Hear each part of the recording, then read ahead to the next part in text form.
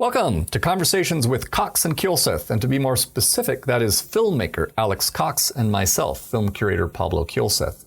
Alex will join us by phone from his home in Oregon, while I sneak away from my office to call him from one of the projection booths used by the International Film Series, which has been screening foreign and independent movies at CU Boulder since 1941. We will keep our chats to about 20 minutes as we discuss whatever movie-related topics grab our fancy. Thanks for joining us. Okay, action.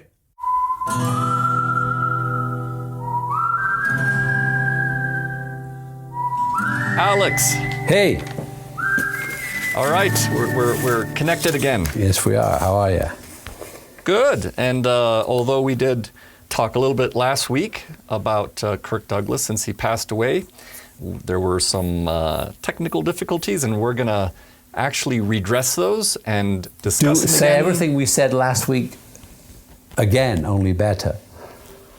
Different. We're going to say it different. Okay. So the way I thought I'd start is just by sort of, he's got he's obviously he's worked on a lot of stuff, good body of work, and in fact I know that TCM just recently had, I think, a full day of Kirk Douglas films, and they're also going to be, I'm sure, paying homage to him at the TCM Classic Film Fest, which happens in April.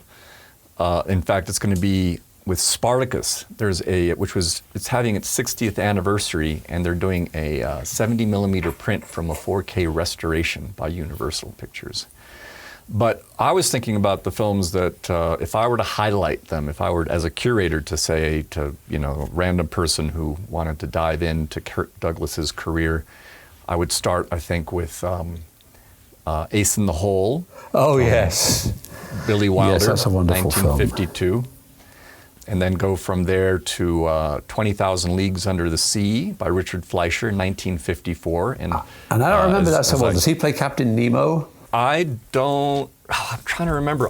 The reason that one pops in my mind is because it was the very first Kirk Douglas film that I saw as a kid. And I actually have not seen it in quite a while, but I remember that it was just fantastic for a kid going to, I think it was in third grade or something that I saw it. And he plays Ned Land. He was like, so not Captain Nemo, but he had a striped shirt and, Oh, he's one of the sort of a hero. Yeah, that's right. And then, of course, Paths of Glory. Oh, yes, Stanley Kubrick. Paths of Glory, yeah. 1957. And also Kubrick, Spartacus. And that dovetails into the fact that we can bring Dalton Trumbo into the conversation, since that was a script by Dalton Trumbo. Yes, the one that, he'd been writing under a pseudonym since he'd been blacklisted, right? And Kirk Douglas, as I guess the producer of Spartacus as well as the star, said that they were going to give him a credit by his own name rather than make up some fake name.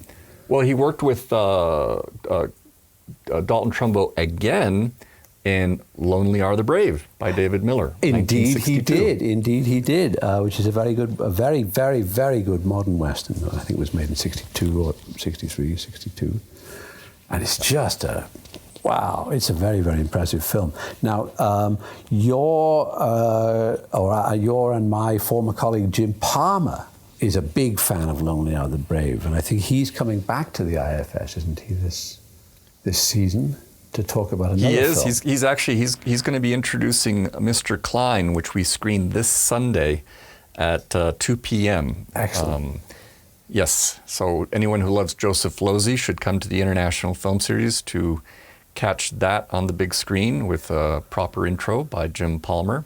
I'm trying to remember what you told me about the novel by Edward Abbey that Loneliner The Brave is based on. The original novel, The Brave Cowboy, is the story on which Loneliner The Brave was based, and it was written by Ed Abbey. In his early days before he'd become became the environmentalist writer and the desert writer that everybody knows about. He wrote a couple of other books, the second of which was this really quite good modern Western novel called The Brave Cowboy.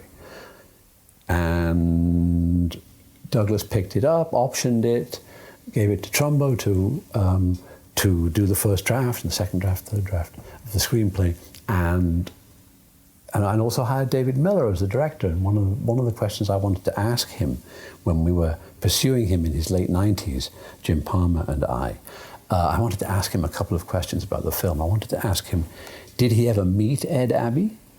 Because in some versions of this story he did, and in other versions he didn't. And there was one famous letter that he sent to somebody when he was wondering if he could pull off the role of being an actor and a producer in this film, playing a heroic cowboy when the role really should have been played by Gary Cooper. And then when he saw when he saw Ed Abbey step off the aeroplane to come to the shoot very briefly, he thought, "Oh God, this guy looks just like Gary Cooper too," you know, and so was very intimidated. But then I've read other versions where Douglas reported that the two never met, and so I wonder which was the case. And my other question was why he picked David Miller, since they didn't seem to get along very well on the shoot, and since Douglas was calling the shots, I wondered why he hired Miller and why he didn't sack him as he had sacked Anthony Mann and replaced him with somebody they got along with better. At this point now you're going to have to ask Michael Douglas maybe. Too late to ask him, you know. Yeah. And the director of Loneliner The Brave has, he made some films, but I think the only other notable one was Executive Action. I've not seen that one. The quasi-drama about the assassination of President Kennedy. Which is pretty interesting. Interesting film, but again, it's in David Miller. It's I don't know if he has a directorial personality or not. But that said, I think that, especially Loneliner The Brave is a masterpiece. Wonderful film. Interesting. And of course and I would agree, Loneliner The Brave is definitely a film that you can see 3, 4, 5 times on, and it just never loses its power. Great performances by Gina Rollins and Walter Matthau. Yes. But speaking of Westerns, and this is where you started telling me about a couple of Westerns that I should try to check out at some point, because you seem to be recommending them. And one was a Gunfight by Lamont Johnson, 1971? Yes. 1971, yes.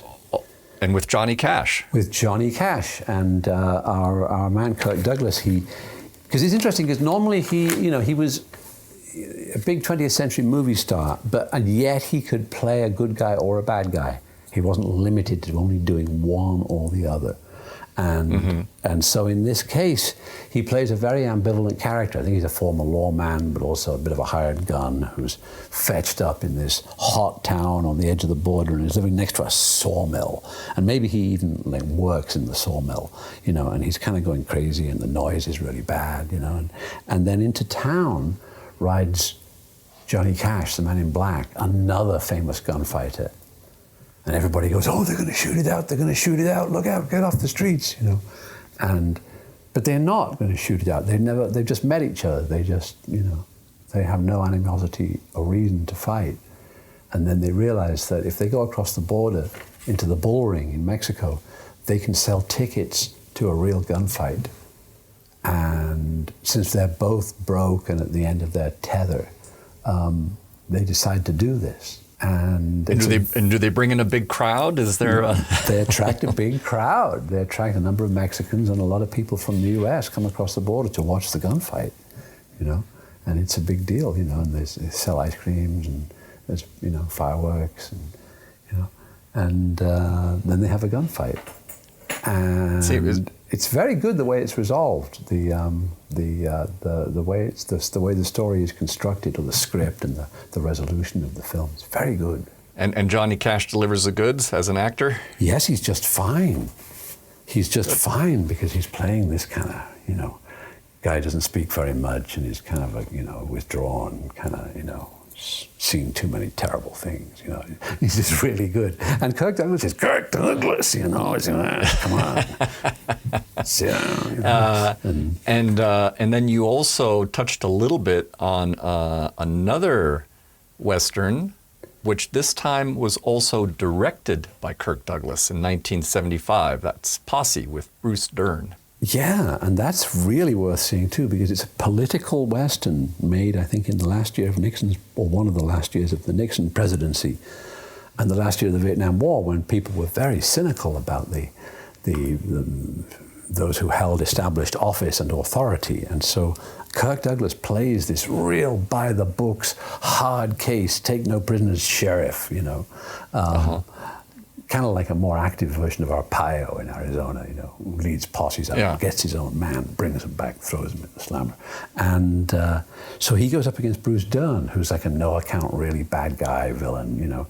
But Bruce Dern is very clever. His character is very clever, and he's actually able to outsmart the Nixonian sheriff, played by Kirk Douglas. And so it's a very interesting movie and a good movie and worth seeing. And Douglas directs it very well in a very, very cool and correct way. Kirk Douglas directed, I think it was 2 movies, and Posse was the second one. But, and you were talking about a gunfight that came out in 1971. Posse came out in 1975. Between those 2 movies was the first movie directed by Kirk Douglas in 1973, Scalawag. Oh, I never saw that. Did you? So, you know, I never saw it, but for some reason, someone gave me the poster when I was in college, and I had it in my room throughout my college years. And it's a fun poster because Kirk Douglas, you know, he's a pirate with a peg leg, and it's an unusual poster. It's an unusual size, and it was on a harder stock paper, which gave it nice color. But I remember the tagline for the poster, and it said, "He's Long John Silver and Jesse James rolled into one. His name is Captain Peg, and he wasn't born to die in bed." And Kirk Douglas, turns out he also co-wrote the script for that one. Well, he was a prolific writer. I mean, he wrote like about 5 autobiographies, I think. I've read 2 of them. And it's a good writer. I mean, there's one called The Ragman's Son, which is a good, very good read, very entertaining. Nice. I wanted to, as we wrap up our conversation for today, I wanted to mention my last pick for Kirk Douglas, which was actually one of his earlier roles. And in fact, it was, I don't know, I think it might have been his 3rd movie or something, and he was a virtual unknown at the time. And the reason I wanted to leave this one for last is because for those who are listening, and if you're in Boulder and attend the IFS, you probably already have a sense that what I am talking about is Out of the Past. Oh yeah. and we are screening a 35 millimeter print of Out of the Past, and I'm not joking, April 1st. So that's excellent. No fooling. On April 1st, you can come to the International Film Series and see a just wonderful film noir from 1947, directed by Jacques Tourneur, with Robert Mitchum and Jane Greer. And I think, now for you, Alex, I don't know if you saw it theatrically, but I think in the UK it was released under the title of the book it was based, Build My Gallows High. Isn't that a great title? A great alternative title. Yeah, great title. Yeah, I mean, it's a better title than Out of the Past, I guess, although Out of the Past is good too. Yeah. Build My Gallows High, you can't really beat that, though. But yeah, great acerbic script, and the guy who is Mainwaring, I don't know, I guess he also went by Jeffrey Holmes, adapted the screenplay from his own novel, and he went on to write the script for the classic science fiction film Invasion of the Body Snatchers. Oh, really? How interesting. Yeah. Well, they're both very noir. They have that in common. That's a very noir science fiction movie, and this is a very, very film noir. This is super good, and also, but surprising locations. It begins up in a place called Bridgeport, up in Northern California, and then. That's right. And Douglas plays a really good bad guy. He's not the hero of the film. He's the villain. And one of the reasons to watch Out of the Past, I mean, aside, of course, for the it's a classic and beautifully shot, and for the fact that it's on film and black and white, but the way that Robert Mitchum and Kirk Douglas interact, I think, is really interesting. And from what I understand, it was basically a bit of a clash because Robert Mitchum was very kind of loose and, he liked to kind of improvise and whereas Kirk Douglas was a bit more of a grandstander who was very, he liked to grab props and try to steal attention whenever he could in his own way. And I think that there's a tension between them that, they both work it out for the common good, but it's a really good performances from both of them and a great movie. And our screening, I should add, will have a special introduction by my colleague Sabrina Negri, who is teaching a detective fiction class. Excellent. And she gives really, really nice, informative, to the point introductions, and it's one not to miss. So on April 1st, for those of you who are locals here in or near Boulder, Colorado, you'll want to circle that on the calendar, and hopefully we'll see you there. Yeah. Excellent. Well, I only wish that I could be there, but I think I shall probably be in Oregon or in some other part of the West. Well, we'll find a way to rope you out here at some point when time allows on our respective schedules. But I think we can wrap up our little tribute today for Kirk Douglas, and thank you so much for joining us today, Alex. It's always a pleasure. Thank you very much for having me, and thank you very much, Jason. All right. Take care, friend. We'll see you soon, or talk to you soon. Yes. Okay. Cut. Okay, that's a wrap.